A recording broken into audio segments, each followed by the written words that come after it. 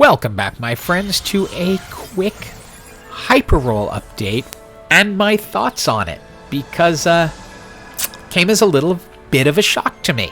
Since I'd been really busy since I released my last video, I hadn't kept up with the news and noticed some chatter around the new set of how hyperroll was going away.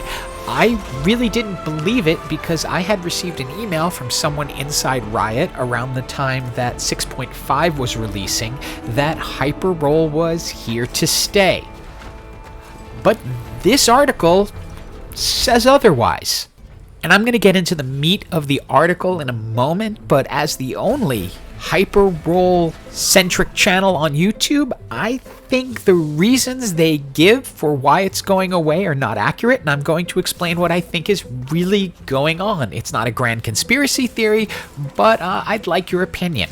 Now, they say here it's going to be replaced either during or after Set 7. And they go on to say that the goals were to create a faster version of the game that focused on reroll strategies and less on econ. Then they go on to say in this little highlighted section that they felt the mode failed to deliver on what Riot intended. And I have to fundamentally disagree. I feel it did exactly what they intended, and this was a fantastic mode that shortened the gameplay and didn't focus as much on econ and instead reroll strategy and making builds. They go on to double down on this, saying that it didn't perfectly execute on the goals of a lower stress mode that took less time. No, I just fundamentally disagree with that statement. And I think I know the real reason that they're going to phase it out and try to phase something else in. And here's my theory on the whole thing. When hyperroll was released in Set 5, it was pretty simple. You take out the leveling mechanism, add in a new reroll strategy, shorten the rounds, and then you have a standalone game mode where you can just import everything else from the game really simply. Set 6 introduced augments, and that started to create a problem because there were some augments that were specific to regular TFT that involved interest or gaining more health or reaching higher levels, and those augments couldn't be imported into hyperroll. This required more coding because you had to have a different set of augments for regular TFT than for hyperroll. But I believe the bigger problem was actually everyone's favorite build, Yordles. Yordles, I think, led to ultimately the death of hyperroll because Yordles could not be properly balanced across the two modes. That became nearly impossible. If you nerfed Yordles enough so that they weren't dominant in hyperroll, they became unplayable in regular TFT. If you buffed Yordles so that they were playable in regular TFT, they became so dominant in hyperroll that 2 to 3 people would go for them every single time.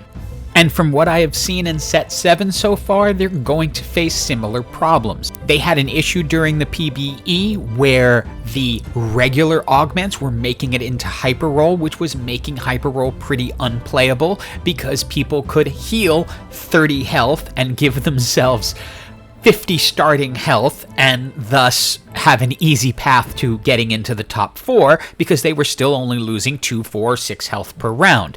They were able to patch that, but some of the builds are going to be reroll based. Some are very strongly based on numbers of rounds certain items are played.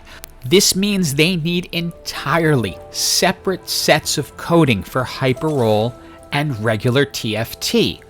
So I don't believe for a moment that hyperroll is going away because it didn't fulfill the promise of what they expected it to. I think it did it fantastically.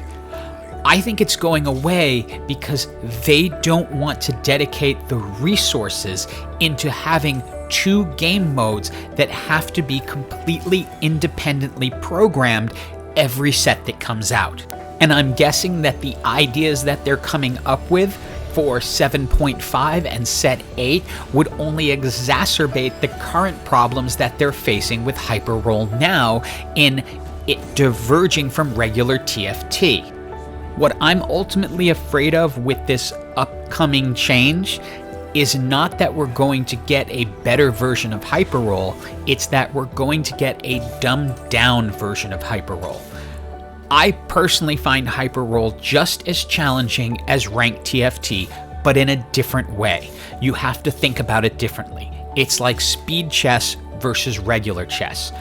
I'm afraid the new hyperroll may just end up being checkers. So what are your thoughts on this? If you're watching this video, you're probably a hyperroll fan. If you're on this channel, you're probably a hyperroll fan.